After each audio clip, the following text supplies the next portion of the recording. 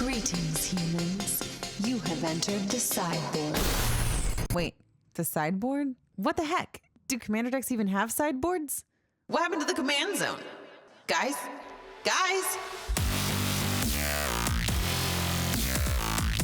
Yeah, what the hell, Jimmy? Yeah, what's happening? What is going on here? We've started a new podcast, kind of, not really. So, we warned you on last episode of the Command Zone that we are going to be doing Thursday episodes that are slightly different than our normal content. We're calling them the Sideboard episodes. What a great name. You emailed me this earlier today, and I saw it, and it's one of those things where it's like, you see it, and you're like, yup, it's like, it was under my nose the whole time. This is a perfect name. We need catchy names for things. That's just how the end step, the Sideboard.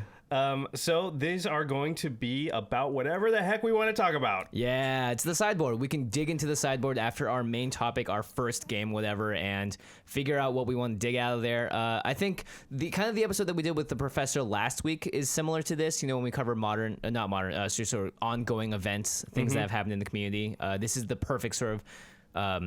I was gonna say trash can, but like the canvas. The canvas, yeah, outside of our main work of art.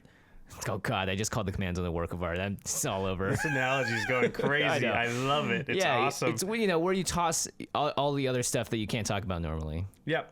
We're gonna be able to talk about, for instance, Battle for Zendikar Draft is what we're going to talk about this episode, but who knows? We could talk about any format we feel like, anything that's going on in the world of Magic. We could talk about a totally different game if we feel like it. This is just going to be the place where Jimmy and I get to discuss anything that makes us feel passionate and excited. Yeah, and Draft is definitely our second favorite format, or sometimes even favorite format, depending on the set. Cons of Tarkir, I think, definitely places itself high up there. Yeah, definitely for a couple weeks there, it was more. I was liking it more than Commander. Yeah, my friend Daniel Kim described Draft to me in a great way, which is it's a great way to play Magic because you get to encapsulate the three most fun parts of playing Magic the Gathering, which is 1, opening boosters, 2, building a deck, and then 3, playing the game of Magic. Yep. So you get to do all these three different things. And speaking of the number 3, I guess we should explain what Draft is really quickly. Yeah, okay, so if you're not familiar with Draft, because you listen to the Command Zone but you don't draft, it's what we call a limited format, which means you don't start with any specific cards. In the Draft format, you start with 3 packs of cards. Yeah, booster packs. Yep, and so what happens is you open your pack of cards, you look at it, and you choose a single card from the pack.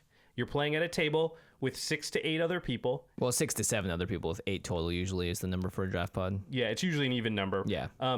You take the 1 card out of your pack, you hand it to your left or your right, depending on what round it is. You hand it to the side, and you take the pack from the person to your right.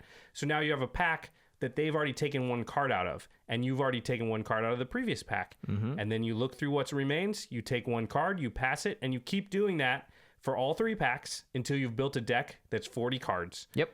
And then you play it against everybody else. You can add any number of lands you want. Usually there's about 17 lands and 23 cards. So basic lands. It's not only limited in the fact that you're opening sealed booster packs, but it's also limited in that you don't really have access to that many cards.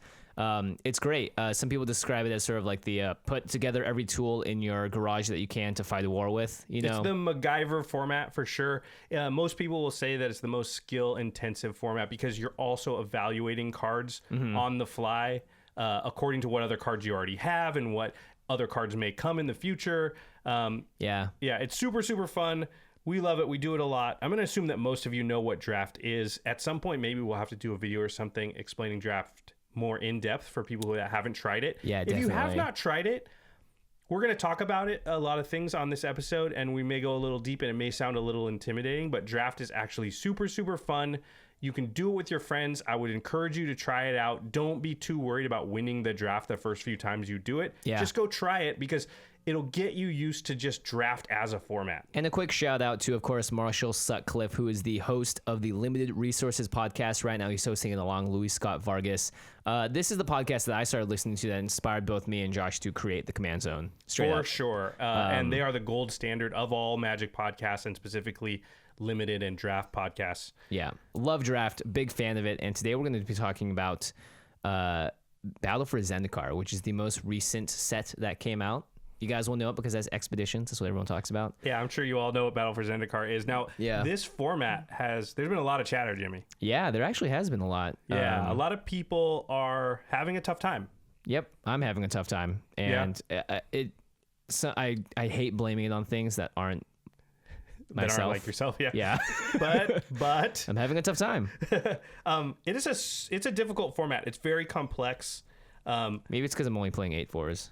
Yeah, 8/4s will make it tougher for sure. That the average skill level of everybody else that you're drafting with will have a lot to do with it. Yeah, and the stakes are higher. It's a tough format, and so this is one of the reasons we wanted to talk about it, is because there has been a lot of talk out there and a lot of stuff on Twitter. Just it's not like Magic Origins. It's just not necessarily clicking with everybody. I've actually done really well with the format. I think I'm like 18-3 in matches or something right now. Nice. In real life, I've done great.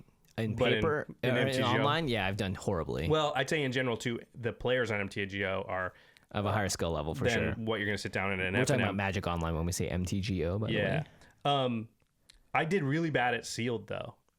Yeah, and I actually was saying this from the pre-release. I think this is one of those sets where sealed is not going to be as good or rewarding, and is a lot more variance-based. Yeah, I do think it's tougher. I do think, knowing what I know now, because I was bad at sealed, and I did a couple sealed online, and I went 2-2, and it was not very good.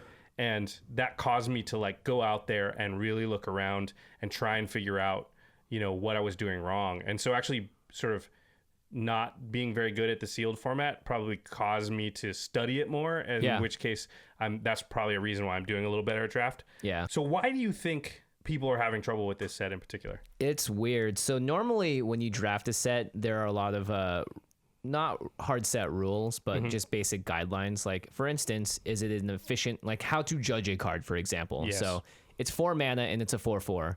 On the vanilla scale, it means if you're just looking at how much it costs and the power and toughness, how good is the creature, a 4 mana 4/4 is very acceptable, and it's pretty good, for being 4 mana. Sometimes you get 4 mana 2/3s or whatever, and you're like, oh, gross. It's way different than Commander, obviously, too, because, a 4 mana 4/4 that does nothing in Commander is just awful. But in Limited, it depends on the set that it's in. There's a lot of evaluation of cards, and a lot of those rules that are pretty typical in other sets are kind of thrown out the window with Battle for Zendikar, because it's so synergy based, and certain cards may be both equally good but in completely different decks. And if you're drafting a certain deck and you want to take the other card, it could just be the flat out wrong decision, even if it's a higher power level in the other deck. Yeah, I think that's a really good point, is that in most sets, you look at a card and you look at its overall power level in a vacuum. Yeah. Magic Origins is a great example of this. In Magic Origins, you can usually look at a card and you can almost, not 100%, but in a lot of ways, you don't even have to think about what other cards are in the set, what other cards you already have. You just can look at that card and say, this card is objectively powerful by itself. Yeah. I'm going to take that. In this set, there's a lot less of that. Yeah, it's scary. There's tons of synergy. It makes every single time you pick a card an unsure moment in the first pack or so. That's what I've been feeling, is just this sort of creeping anxiety of like, oh my gosh, am I in the right lane? Am I getting fed the right cards, or am I just trying to jump into something? Am I trying to force something? Oh gosh, and sort of panicking. Yeah, is this going to work out? Is it going to work out? Oh my gosh, it's not working out. And then in the second pack, you see cards going by. I'm like, oh, I made the wrong choice. I flubbed. I'm done. Yeah. And there's a lot of that sort of anxiety going on with this draft, because I think at the same time, there are also other people around the table trying to figure it out as it's going, and that can send mixed signals. And when we talk about signals in draft, it means, like, for instance, if you take a black card in your first pack, and from every single pack for that rest of that first pack, you see no black cards, your opponent to your right is sending you a signal that he or she or the person next to them is going to be in black, so that you shouldn't just force all the black cards you can get because you got a really sweet black rare or whatever.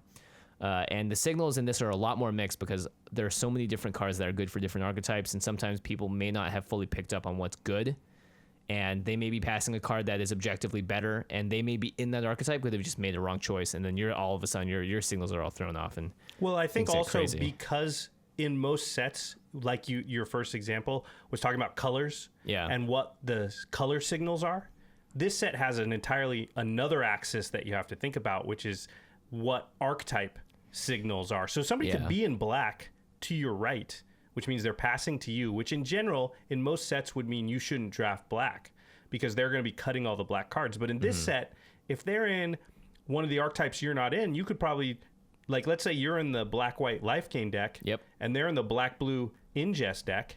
There's not a lot of overlap between those two decks, so you could draft black just fine, and they could be right next to you. And so that makes signal reading a lot more weird than normal. And I think that's definitely like one of the pitfalls that people are running into, is that signals are a lot harder to read. And what you were talking about earlier, as far as like being anxious about like not knowing if you're in the right direction and what lane you're supposed to be in, you know, staying open in this format is a lot harder, but also better than a lot of the other formats. Finding that archetype that's open is going to be so much more powerful than finding just a few powerful cards in 2 colors. Yeah, and that's sort of the problem I've been running into. I've been drafting the quote unquote good stuff deck. Yeah, where I just which look is at the not card. that good in this it's format. not that good. You look at a card and you're like, that's straight removal at instant speed. I'm gonna take it. And like, that's an efficient creature that does stuff, and I have a couple of small things that may synergize with it. I'll take it.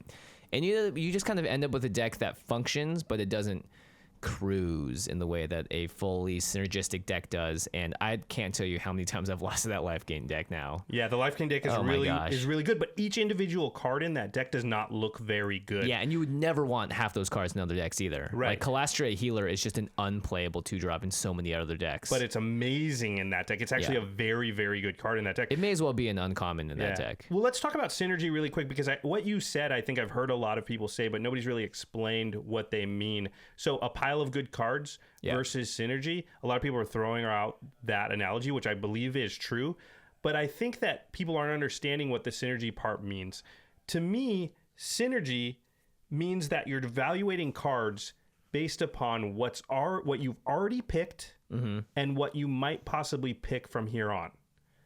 That means that your 4-mana 4/4 may or may not fit into what I've already picked and what I'm picking in the future. A 4-mana 4/4, objectively powerful. However, a Calastra Healer, which is a 2-mana 1/2, sounds horrible. It's an ally, and when it enters the battlefield, it has Rally. So anytime it or another ally enters the battlefield, your opponents lose 1 life and you gain 1 life. So that doesn't actually sound that good. Yeah, because it comes in and it does it for itself. Yep. But the big thing is that there are other cards in the set that aren't just like, oh, you can gain more life, or it's an ally, it's going to trigger. It's like, no, whenever you gain life, you may. And those cards all... Yeah, there's a bunch of cards that say, if you gain life, do this. If you gain life, this creature grows. If you gain life, this creature gets flying. If you gain life, blah, blah, blah. And that card turns on a bunch of those cards. So I guarantee you, if you've drafted in a certain way, there's times when your 4-mana 4/4, you won't pick it. You'll pick the 2-mana 1/2. Yeah. And that's the thing that's really hard. And they could both be in the same color. Yep. They could both work in your deck. One is just going to be the absolute correct pick. Yep. And that's hard to see. So that's what synergy is. Synergy is really, as you're drafting, you're thinking about the cards you've already taken and the cards you may take from here on. So the first step to that, when you think about it, is in order to know what cards you may take from this point forward in the draft, you need to know what the archetypes in the set are. Yeah, and you need to know which cards are the premium commons and the ones that really make the deck buzz and make it function. But it really sounds hard, because there's 10.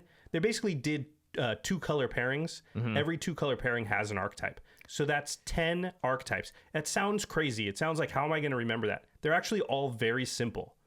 Some of them also, we'll go through this later, you don't even have to worry about, because some of the archetypes are not that great. So really, you're going to narrow it down to 5 or 6 that you may possibly play. But let's just go through the archetypes really quickly, just so that you get an idea of what they are. Yeah, and before we do, we'll talk about a couple of keywords. There are a few there are a few new keywords in the set that will directly affect the archetypes. The first is Devoid, and it'll say Devoid on the card, and it just means that the card is colorless. So it's quote-unquote colorless matters. Certain cards are affected by that. There is Ingest. Whenever the creature with Ingest does combat damage to a player, you exile the top card of their library. And then there are processor cards that can process those cards in exile and do cool effects. Like one of them is a Mana War. It just bounces a creature for processing a card. Let's see what else is there. I think there's Converge, which cares about what colors and how many colors you spent when you did it. As we go through, we can explain it. Yeah. So one of the archetypes is red-blue Devoid. That just means red-blue colorless. There's red-black Aggro. So red-black, it also has a Devoid element, but it's mostly an aggro deck. There's blue-black Ingest. So it's blue and black, but it cares about exiling your opponent's cards. There's black-white Lifegain. Self-explanatory. Hate that deck. There's blue-white Flyers / Awaken. Yep. But it's really blue-white Flyers. There's blue-green Converge. Again, Converge cares about how many colors of mana you have access to. There's green, white, and red allies. So you can do combinations of both. You can do green, white allies, green, red allies. White, red allies, white, green. Yeah, although there's also a green-red color pair that is Landfall. Yep. So whenever a land enters the battlefield under your control, something happens. Usually your creatures just get bigger. Yeah. And then there's green-black Sacrifice. Yeah. So now you're listening to all this, and there's no way you're going to remember all 10 archetypes if you don't already know them. A quick way to sort of get an idea of what each archetype wants to do is to just look at the gold cards in the set, especially the uncommon gold cards. So like the red-green uncommon, so the dual color uncommon for red-green is called Grove Rumbler. It's a 3/3 for 4 mana, and when you it has landfall, so whenever you play a land, it gets +2/+2, and it has trample. So it becomes a 5/5 for 4 mana every time you play a land. It's a very good card, and But what's that tell me? yeah. What's the mechanic on the card? It's red-green, it has landfall. That's the deck. It's a red-green landfall deck. That means... How does the deck play? Trample, attack, damage. Well, landfall is a mechanic that's very good on attack and very bad on defense because you can't drop lands on other players' turns naturally. You need some effect that lets you to do it. So it's naturally an aggro-oriented strategy because it's a mechanic that works on your turn. Yep. Look at the Herald of Kozilek. So that's the blue and red uncommon gold card. It's a 3-drop 2/4, but what it says is your colorless spells cost 1 less to cast. Yep, and it's 1 red, blue. So what's that telling you? It's telling you that blue and red care about colorless. Yep. And that's exactly what that archetype is. Well, the last one we'll talk about is the Skyrider Elf. It's a blue, a green, and X for a flying Converge ally. So what happens is it gets as many +1/+1 counters as you spent colors to cast it. So if you pay green and blue and make X 0, then it's a 2/2 flyer because you spent 2 colors. Yep. But if you spend green, a blue, and then you make X 2, and the 2 colors you spent for X are red and white, now it's a 4/4 flyer for 4 mana. Pretty good. Which is a good card, but also what's it tell you? What's the text on the card? It's green and blue, and it has Converge. And what is the green and blue archetype? It's the Converge archetype. Yeah. So it's also the archetype that you ride sweet manta rays through the sky. Yeah. It's actually a good archetype also, but so you can look at the uncommon cycle of gold cards, and each one of them, whatever they're doing, that's going to tell you what that archetype wants to do. So that's an easy way that the designers have basically given you a blueprint or a roadmap for what the archetypes are. Now, now these gold cards usually are very powerful in the right archetypes. There are times and there are exceptions when they signify what the archetype does, but they suck. Right. This happens that's every true. time. We're not saying all those cards are good. We're just saying they're signposts. In this case, all 3 of these cards I think are pretty good. Yeah, for sure. Especially for the archetypes.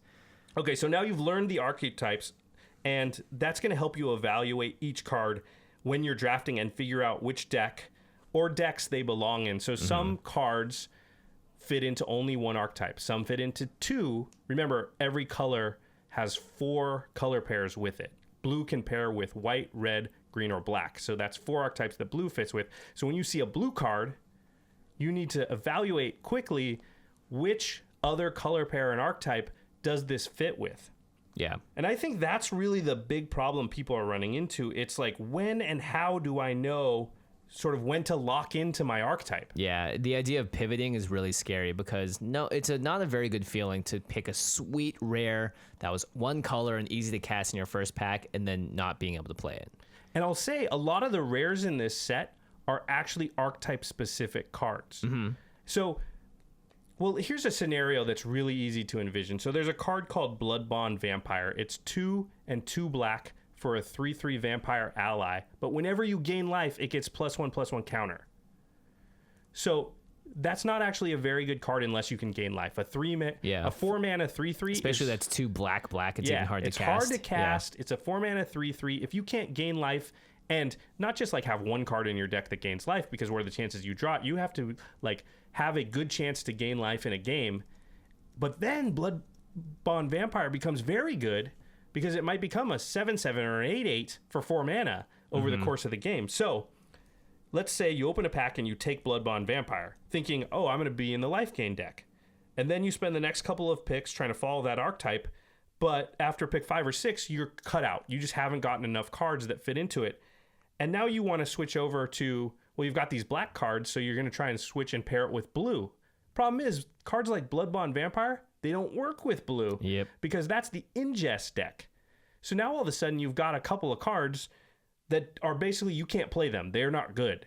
And so this is how you can get into these positions in a draft where it's like, uh-oh, I wasted my first like 6 or 7 picks and now I can't actually even pivot. Like in Magic Origins, if you did that, you just drop your second color, add in the new color, and you'd be fine because the black cards you were taking worked in either side. But in this one, some of the cards you're going to take, if you're specific to an archetype, will not work in the new deck. Yeah, that's a really good point. And that is definitely something I've run into where it's like, sweet, I got it. And like, oh my God, pick 2. I got another card that's really good in this. And it feels like that. But really, it's just that the person in front of you has been taking the more open cards. And the problem is, though, that it's like, you want to take those crossover cards first, but guess what? Everyone that knows what they're doing would be taking those as well.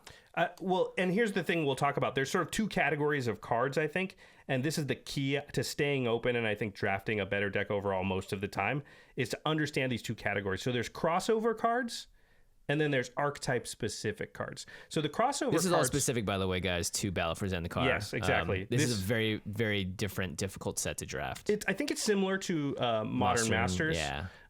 Monster. I said monster. Yeah, better. and Cons had a little bit, although it was 3 color and there was a lot of complexity from that. But yes, not all sets are like this. Magic Origins is nothing like this. So crossover cards and archetype specific cards are the 2 categories. Crossover cards are cards where they will cross over into multiple archetypes. And then you'll play them in. If you were playing that color, you'll probably play this card because it is just a good card. It's a good card, and it fits into a couple of different things that the different archetypes are wanting to do. So for blue, this would be like Eldrazi Sky Spawner, which is a 2 and a blue for a 2/1 flyer that also brings a 1/1 Eldrazi Scion with it. Pretty good. And there's Coastal Discovery, which is a 3 in the blue for a draw 2 cards, and you can also cast it for its awaken cost for 5 in the blue and make a land into a 4/4. And also draw 2 cards, which is pretty sweet. That is a 3-for-1. It's kind of like Mole Drifter. It's a very good card. You'd put it in almost any deck with blue. Yep. Black has like Complete Disregard, which is 2 and a black, and you can exile target creature with power 3 or less. A very, very strong card. It's removal. It's conditional, but it exiles, which a lot of archetypes want to do, and it just kills a small creature. Yeah, and it's instant speed. And also Black's other big card is Grip of Desolation, which is 4 black for an instant to exile a creature and a land. And that's just great. You know, it makes sense that it fits in any black deck because there's never a time when you're going to be like, oh, I'm the Lifegain deck. I don't want to exile this creature. It's like, no, you want to get rid of his biggest threat. Like, and in this format, a lot of times the lands are also creatures, so sometimes you're just getting rid of 2 creatures. Yeah, which is amazing. Very, very good. Yeah. For white, there's something like Sheer Drop, which is a sorcery that destroys target tapped creature. It also has Awaken. There's Stasis Snare, which is an enchantment. You can cast at flash speed. It's basically Oblivion Ring. Yeah, it's insane. Yeah, it's very, very good. And like Gideon's Reproach, too. Yeah, like Gideon's Reproach is a very good one, a common also. Go ahead, red. Red is Touch of the Void, 2 in a red for a Devoid. By the way, look how much I've drafted this set. Every single one of these cards I know the exact text to. It's 2 in a red for a sorcery speed that does a sorcery speed burn spell that does 3 damage to either a creature or player. And it exiles a creature if it's killed this way. I would say Outnumber if it's in this category where it's... Yeah, Outnumber a little less, so I think Stone Fury is the better match here because any red deck that can play Stone Fury will want it. Whereas there's be some decks where Outnumber is just going to be... I think Outnumber is still good. It's 1 mana and it's an instant and it does damage to a creature equal to the number of creatures you control. There's very few limited decks that have less than 12 creatures, and even if you only do 2 with it, it's still pretty good. It's still pretty good. I do like Touch of the Void a lot because it's 3 damage to the face, and sometimes I can just win the game. Rolling Thunder is sort of the big uncommon. It's red, and X, and then you can do X damage divided as you choose to any number of target creatures and players. Which is insane. It's better than most mythics. It's very, very good. And then green bringing up the rear here. Unnatural Aggression, which is the fight card of this set. It's the worst fight card I've ever seen. It's 2 and a green. You have your creature fight one of their creatures, and then it exiles, but it doesn't give any pump to power and toughness. It is an instant. Yeah. It's not that great, but it is a card that will go in any deck with green. Yeah, you guys remember, usually the fight cards in sets of past will be like, your creature gets +1/+2 and then fights another creature. Yeah, Savage Punch, Savage +2/+2. Yeah. And then there's the Tajuro Warcaller, which is just this insane 3 green 2/2 ally. 2/1. 2/1, yeah. When it comes into play, it gives all your creatures +2/+2 until end of turn. And it's got Rally, so any ally that you play after it gives all your creatures +2/+2 also. So that card's very strong and will go in a lot of green decks because as long as you've got creatures, you want that card. Even if you can only trigger it once. That's totally fine. It's totally fine. So those are the type of cards that are crossover cards. Those cards are not archetype specific. And in general, you would want to start the draft with a card like that if you can, depending. We're going to go through this a little bit. Yeah. But those are the cards. There are others. We didn't go through all of them. And we're not going to be able to talk about every card in this set. And so what you need to do is look at the cards in any given pack or just, take a look at the whole set and go through each card for yourself and say, okay, is this card a card that wants to be in one of these specific archetypes? Or is this a card that can fit into multiple archetypes? And if it fits into multiples, it's a crossover card. Yep. If it doesn't, it's archetype specific. So let's talk about some of the archetype specific cards. Colostria Healer. This card is such a pain in my butt. It is a 1/2 for 2 mana, a 1 in the black.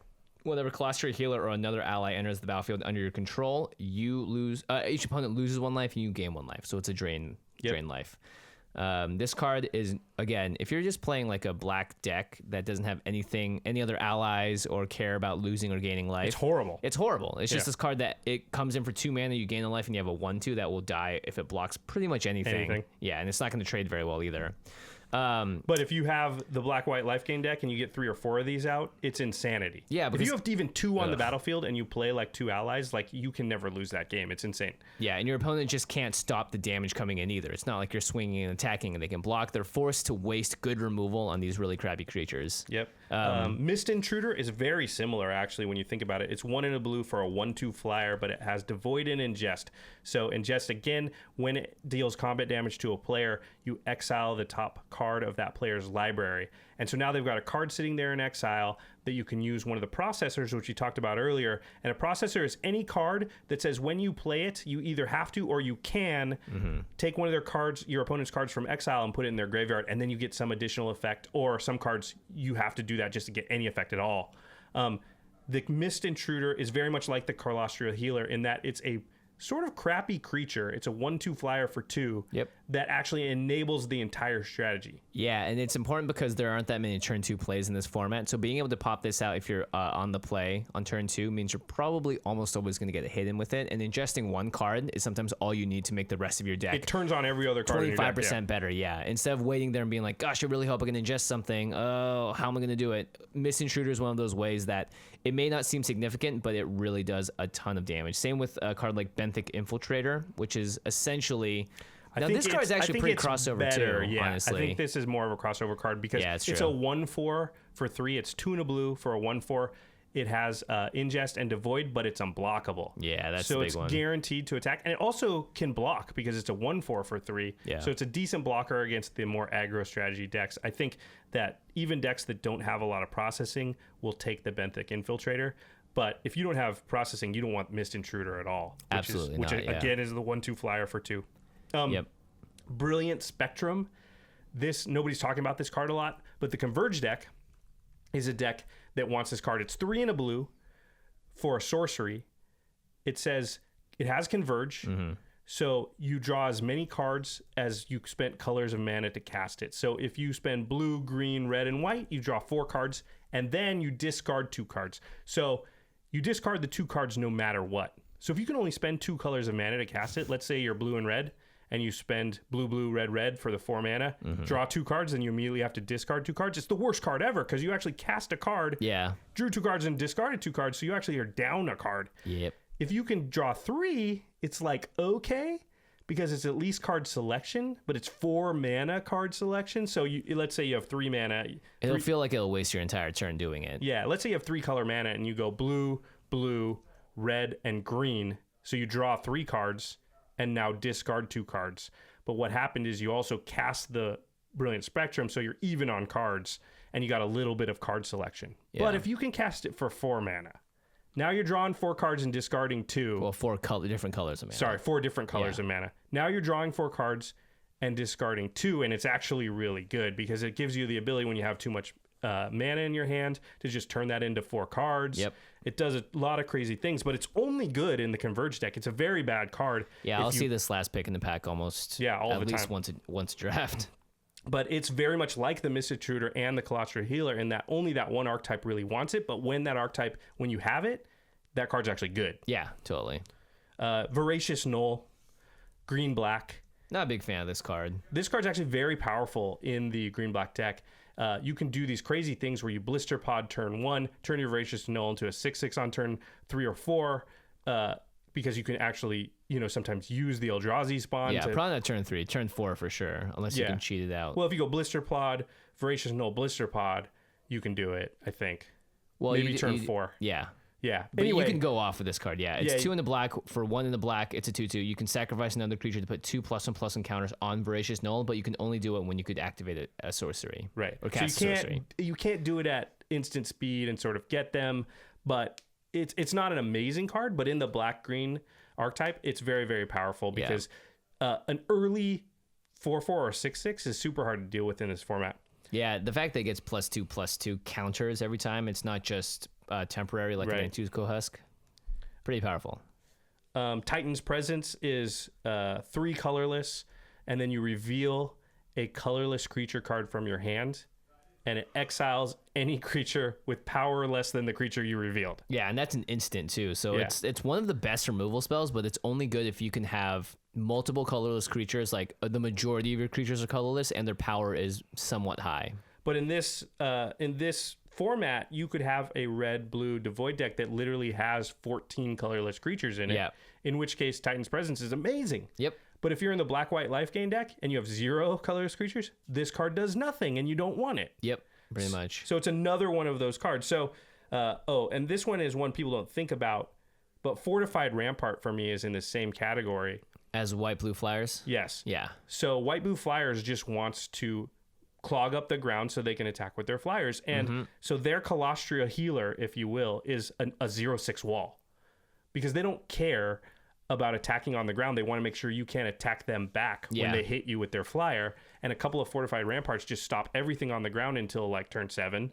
And by then you're dead because they just hit you a bunch of times with a 3/2 flyer. Yep, and the way that happens even better is they have Tightening Coils, which is 1 in the blue. A target creature gets -6/-0 and loses flying. Yep. So it's actually a really good blue removal spell in the way that blue gets removal, because you're just trying to fly over their head. You don't care about these silly Devoid Ingest synergies. You're just throwing birds at their face. It's crazy how good Tightening Coils is. Most people thought it was not that great, and it's turned out to be extremely good. It stops cards like Felidar Sovereign. Yeah, it stops almost their flyers. It stops a lot of the big Eldrazi that people are powering out too. Anybody's got a Landfall deck, sorry. Yeah. It's crazy good. And again, these cards are not good in any deck that wants to attack on the ground, because Fortified Rampart doesn't attack, and Tightening Coils leaves them with their creature still able to block you. They It just just doesn't block have you, any yeah. power. Yeah, so... And then all the gold cards actually fit into the archetype specific cards category. So there, like I said, you can look at each gold card and it will tell you what each archetype wants to do. So that by definition is an archetype card. It's not a crossover card. So this is not a black and white thing though. So the way we've been talking about it, it seems like every card is either a crossover card or it's an archetype card. The problem is it's more complex than even that. Yeah. Some of the cards fit into 2 archetypes, but not all 4. Some fit into 3. Some fit into only 1. You know, something like Vile Aggregate, which is a 0. Sorry, it's a star 5. Star 5, baby. For 2 and a red. It's got Devoid, and it has power Trample, and ingest. trample and ingest. Yep. And its power is equal to the amount of colorless creatures you control. So it's a 1/5 because it counts itself. Yeah, this card's absurd. This card is very, very good. If you have 2 Eldrazi Scions and like 1 other random Devoid creature, it's suddenly a 4/5 with trample and ingest. That's a very good card. It fits in the red-black aggro strategy because there's a lot of Devoid there. The blue-red Devoid strategy, but it doesn't really fit in the red-green Landfall deck, and it doesn't really fit in the red-white allies deck. It fits in the very specific red-green deck, which is the weird red-green colorless Scion deck. Yep. Yeah, because those Scions will make the Vile Aggregate bigger. But that's just like that. Now you're going to load up. You'd have to get a couple Vile Aggregates to make that deck really good. Yeah, because that's your main card. Yeah. And Brood Monitors. So it's weird. So Vile Aggregate is a half crossover, half archetype card. It's very good, and I would first pick it depending on the pack. But I'm just saying, like, that's how complicated it is. Some of these cards you're going to look at and go, oh, that's like half an archetype card, but it's sort of crossover because it does fit in multiple archetypes. It just doesn't fit in all 4 archetypes that touch this color. So, complicated. Yeah. Super complicated. Yep. Okay, so and the last thing I will say is like, okay, so we're saying in general, if you can, you should take a crossover card over an archetype card early on, because that's going to leave you open. And once you get to pick 4, 5, 6, now you're seeing like, oh, I've got some blue cards, I've got some red cards, and now a Nettle Drone came through. A Nettle Drone is 2 and a red.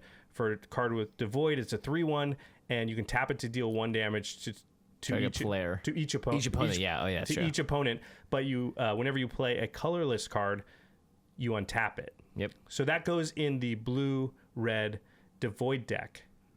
And you know you've taken quite a few blue cards. Maybe you took a red card, maybe you haven't. But now, 6th or 7th pick, you see this. And now you're like, okay, that's now the 6th or 7th pick. It's late enough that everybody had a chance at it. And I know none of them wanted it. And now I can sort of move in on that blue-red Devoid deck. Now, move in, quote unquote, carefully. I would say, I don't know how many times in this format where I take a good blue card, another good blue card, a good white card, and then all of a sudden this black card comes through and it puts me into an archetype, it puts me into blue-black, and I go, okay, I'm going to go into that. And I take that card. And then the next pick is like, there's nothing for that archetype. So then I just take a step back and I try and take a crossover card again, or else I take another archetype card that touches blue. Yeah, exactly. And then I'm still not locking in. A lot of times I'm not locking into my archetype until the second pack. Yeah, and that makes a lot of sense too, because in every pack you'll have probably 4 to 5 cards that no one wants at all whatsoever. Yep. So that means there's only 10 or 8, 9 or 10, real good picks out of it. So by one rotation of the table, you may just never see the right cards just due to variance and stuff. So it is hard to lock in early, unless you've really just been fed by the people around you to give you the very specific cards saying, hey, you should be in this. Hey, you should be in this. I just passed you a Rolling Thunder. That is as clear of a sign as any that you should be taking red cards and not, taking the colors that I have or whatever. Yeah, for sure. I do think there's something else you have to calculate. And again, it gets complex, and that's why this format is hard. Sometimes the archetype card is so powerful that you do take it early. Like Vile Aggregate? Vile Aggregate, I believe, is one of those. Drawn as Emissary. Yep. Which is 1, a white, and a black. It's a 2/2 flyer, but during your upkeep, every turn, your opponent loses 1 life and you gain 1 life. Yep, and it happens during the upkeep, which means it triggers all of your stuff at the beginning of your turn, which actually makes a big difference for a lot of the creatures like Blood, and even Bone, if you're Land, not Vampire, in the black-white deck, it's just... That's a huge thing to just do every turn for free on a 2/2 flyer for 3, which is already a good card. Drawn as Emissary, Halimar Tidecaller. Oh my gosh, we love this card. This is my favorite uncommon of the set. It's this 2 in the blue for a 2/3 ally that when it enters the battlefield, you can return the target card with Awaken from your graveyard to your hand, and land creatures you control have flying. So you can build a whole deck that has Clutch of Currents, Sheer Drops, Undo Risings that all make your lands into dudes, and then when you play this creature, it gets one of those back, and now that land creature is a flyer. Yeah, it's crazy.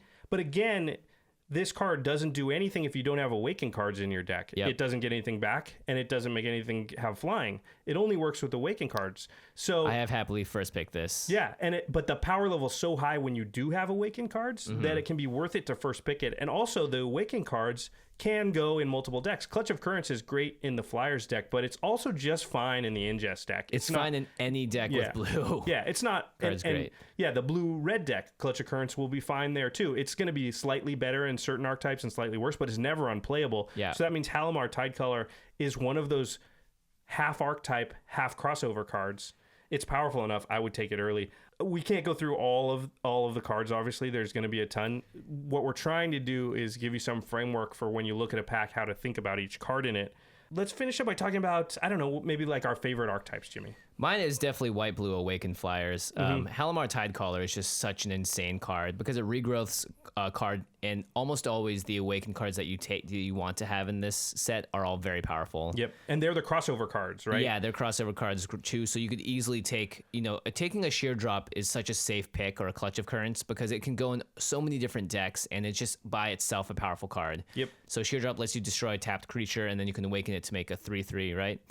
And then Clutch of Currents is 1 blue at sorcery speed. You can bounce a creature, or for 4 in the blue, you make a 3/3. Yep. And then you make a land into a 3/3, and you bounce a creature. Yeah, these are just great cards. And if you just start taking these, and you really get rewarded buy the Mythic Uncommon in this, because the Halimar Tidecaller is like an A in this deck if you have enough creatures to trigger with it. It's crazy because it can be a 3-for-1. A lot of the cards can be 3-for-1s. I also think flyers are very powerful in this set. So Cloud Manta is just 3 and a blue for a 3/2 flyer. Yeah. That card has gone up and up for me. At first I thought it was okay. Now it's like, hell yeah, Cloud Manta. That's awesome. Like I'll take 50 of those things. I still think Courier Griffin's a better creature though.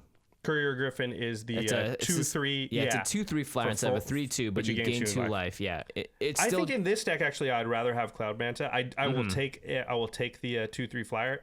2/3 flyer is actually really good in the black-white Lifegain deck. Oh yeah, but that's why I like it is because it's one of those sweet cards that works. It's a crossover card more than Cloud Manta. Any white deck will happily play that card, whereas Cloud Manta may not fit very well into your blue-black Ingest deck. True. Shadow Glider, which is just 2 and a white for a 2/2 flyer. That card is perfectly fine. Yeah, that card's awesome. I'll run 3 or 4 of them sometimes, because what happens is in the Awakened Flyers deck is that you're taking Tightening Coils and Fortified Ramparts so that you can just clog up everything on the ground. And the other thing that's great is you have Coral Helm Guide. Yeah. Coral Helm Guide is 1 and a blue for a 2/1, but you can pay 5 mana and make something unblockable. So what happens is I Tightening Coils a couple of your big guys, and then later in the game, I can sneak something past it with Coral Helm Guide, so Tightening Coils doesn't even have that normal downside that your dudes can still block. Yep. Yeah, so very, very cool archetype. This is one of my favorites, too. Oh, the other thing I love about this archetype is if you get enough Awaken cards, you can just run 19 lands. Yeah, that's really crazy, right? Because all of your lands, and there's another big sub-theme in the set, which is lands matter. Not just the cards that turn your lands into creatures, but because your lands will be becoming creatures, that means they're also vulnerable to dying in combat, or from a combat trick, or from a burn spell or whatever.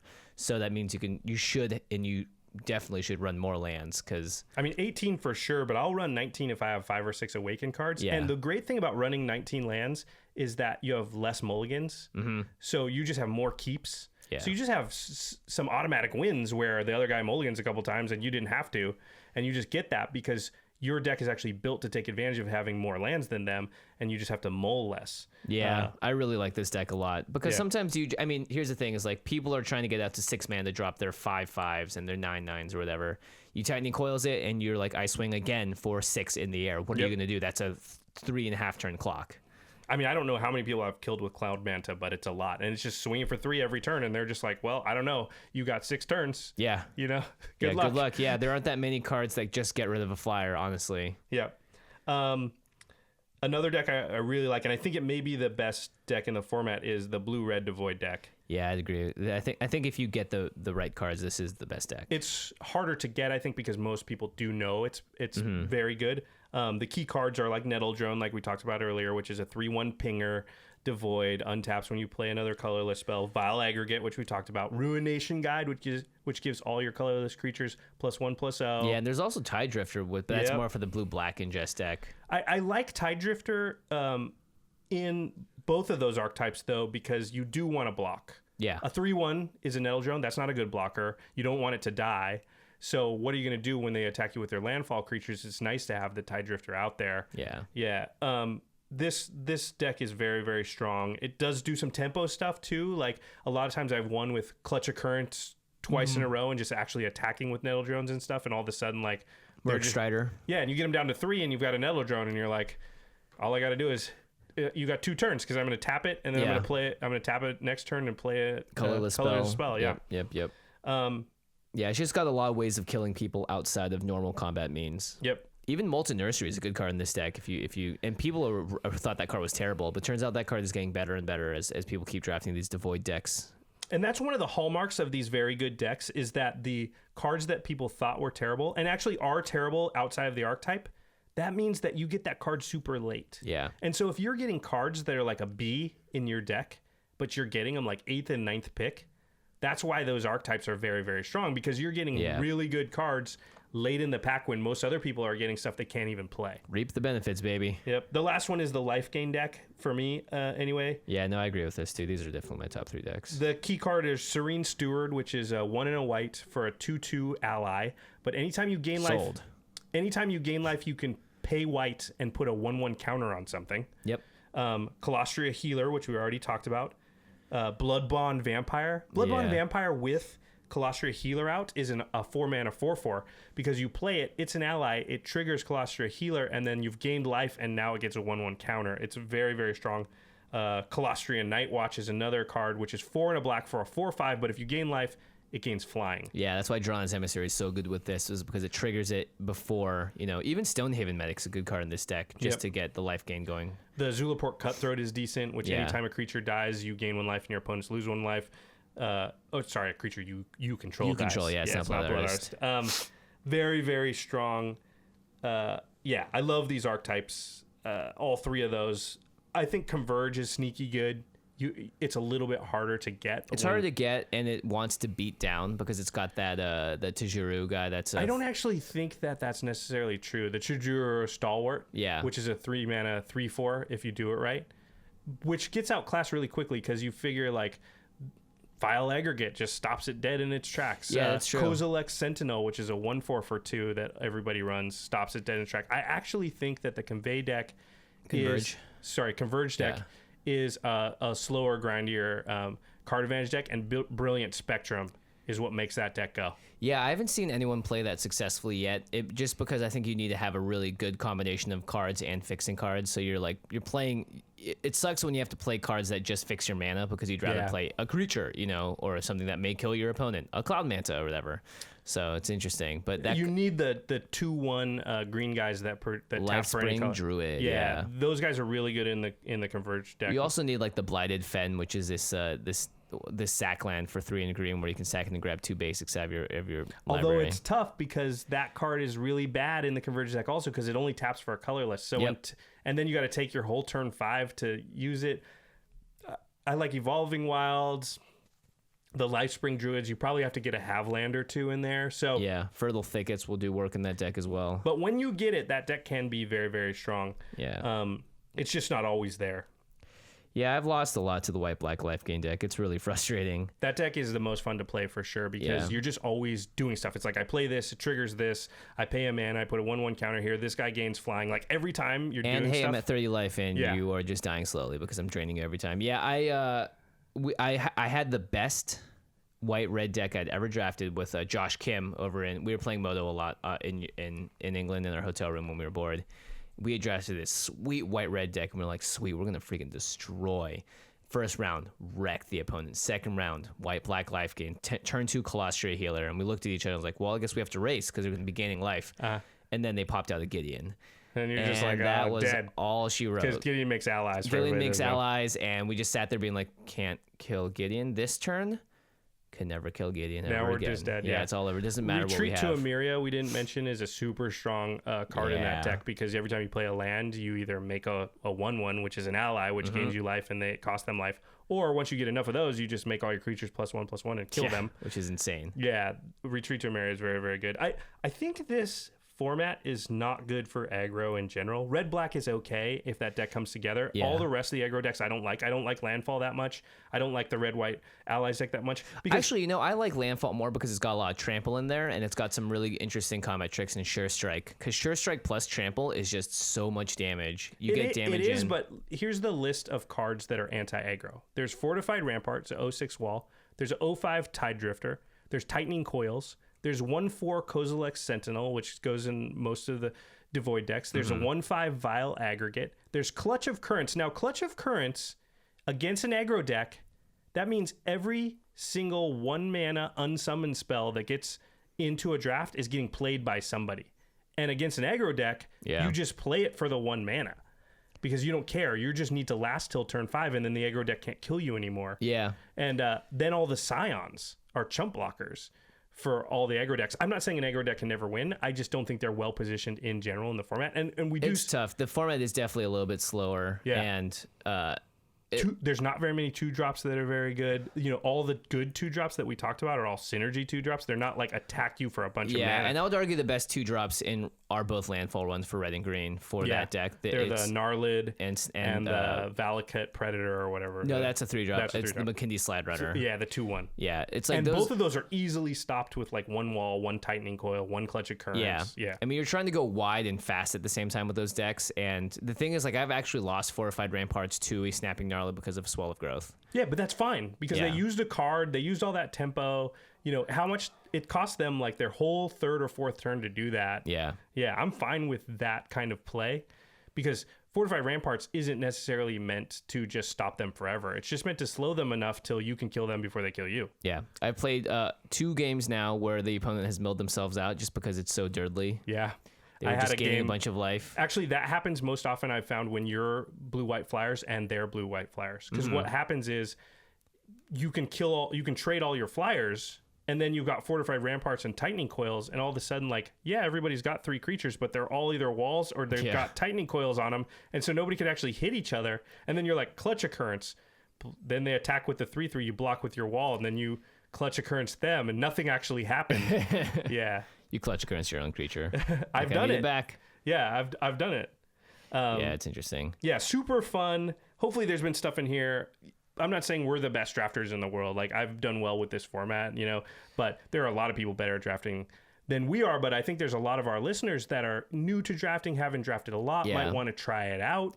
This set is particularly tough. Well, the great thing is you sit down, you get 3 packs. You might pull an Expedition, you might pull a Gideon, you might pull an Ulamog.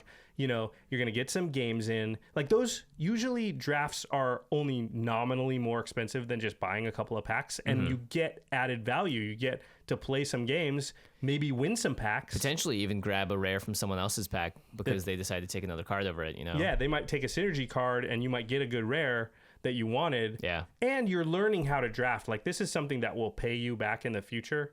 And just, if you haven't tried it, don't be intimidated. It's not that crazy. You go, you pick a card. Yeah. Then you pick the next card. And eventually you're just like, whatever, I'm only picking red or blue cards. Yeah. I would advise the one easy way to get prepared is just, listen to a brief podcast, read any number of the primers online. Just take 10 seconds to skim through it and just have a general idea of what you're walking into. Otherwise, you're going to be so, I don't know, just overwhelmed. Or just get your friends. That's actually probably the very best way. Yeah, if you can find a group of 8. Your group of friends, 6 is great. Yeah. I think 6 is perfectly fine. Like coverage drafts and things with like pro teams, they'll do 6. Yeah.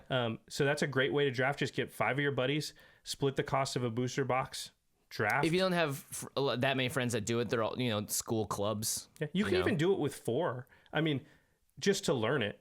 Yeah. Yeah, I think 4, the variety of cards you're going to see is going to make it a little bit, the decks won't be as good, but that doesn't matter. If you're just learning how to draft, 4 people is great. Yeah, I did something really silly. When I cracked my box of FOR ZENDIKAR, I walked around and made it a draft table. Yeah. And I just fake drafted you sat every seat. I sat every seat and I've was done like, that what for do I sure. take? Yeah, just because I'm like, I'm going to crack these packs anyway.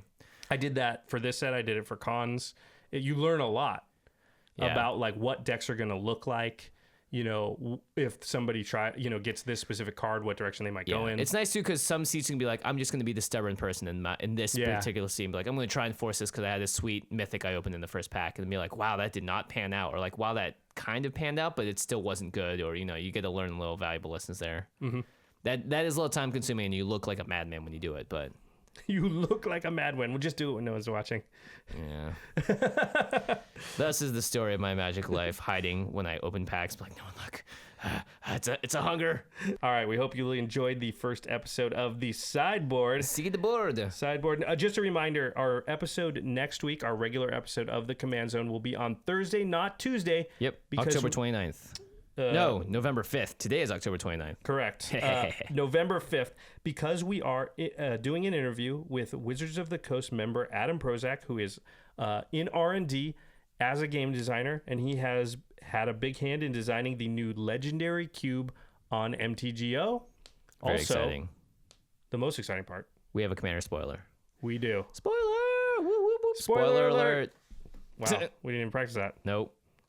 That'll never happen like that again. Yeah, so that's going to be really exciting. We're going to try and pair all those things up so you guys get an interview talking about this new Legendary Cube on MTGO that also has the new Commander cards in it, as well as a preview of what's going to come in the Commander set, which is coming out later in November, which is really exciting. It's right around the corner. Yeah, November 13th, I believe. Yeah, I cannot wait. I always look forward to these sets every single year. Yeah, November 13th. Hey, that's the day that Prof's coming to visit us. Hey, that's right. Oh, we have some good stuff. I'm going to pick him up at the airport, and then we're going to go to the card store and buy all the Commander product for sure. That's what we're going to do. Actually, no, I might be free that night, so maybe we could go to an F&M somewhere. Yeah, sweet. Yeah, I bet people in town would love that. Oh, yeah. Prof, get ready to get swamped, buddy.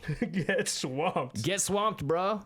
All right, time for the end step where we talk about something cool outside the world of magic. So a few months ago, I recommended a podcast called The Serial Podcast, which turns out is the biggest podcast in the history of the world, and everybody already knew about it. But Yeah, maybe more than a few months ago now that I think about it. it's probably like a year ago.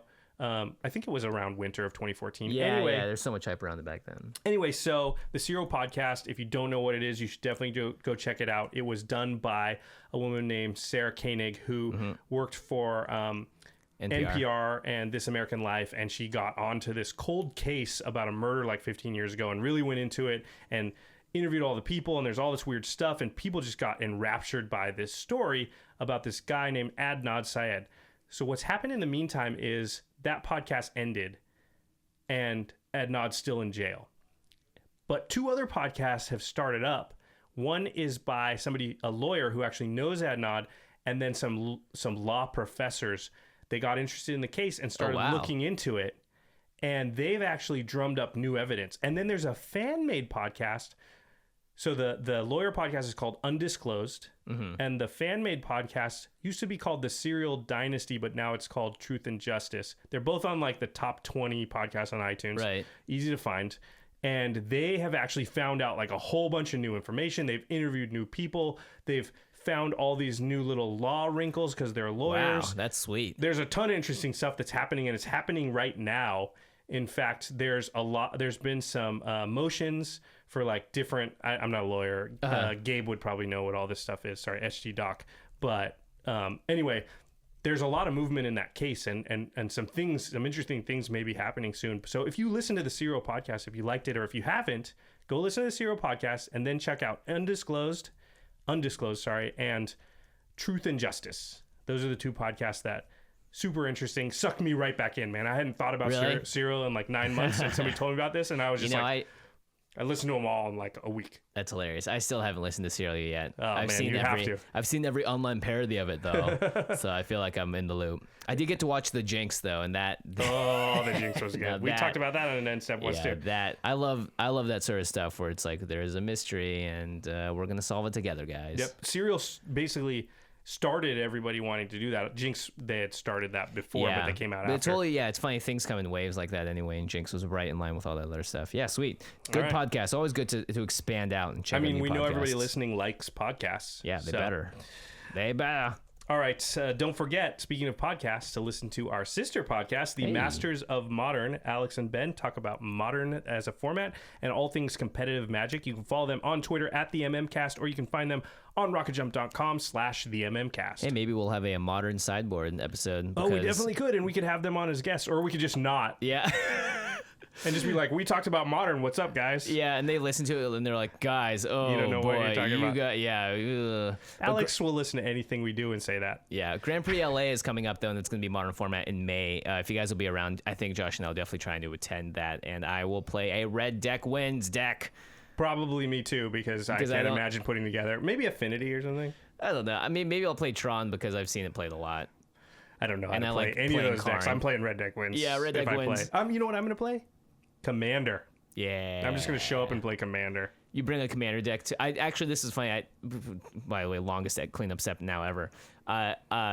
Josh built a Tron deck. Uh-huh. And Tron is basically play Karn Liberated and the new Nulamog and Ugin. And all the Urza lands, right? Yeah, and all the Urza lands to make a poop ton of mana.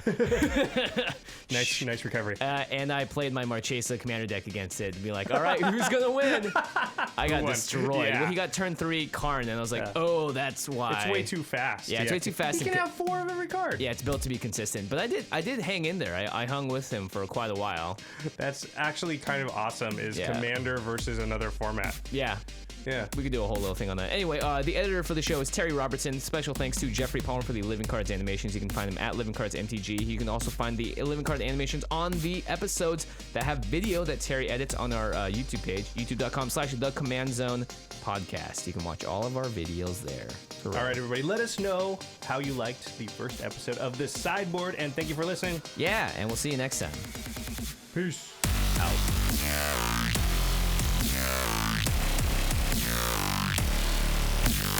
Thank you for your attention.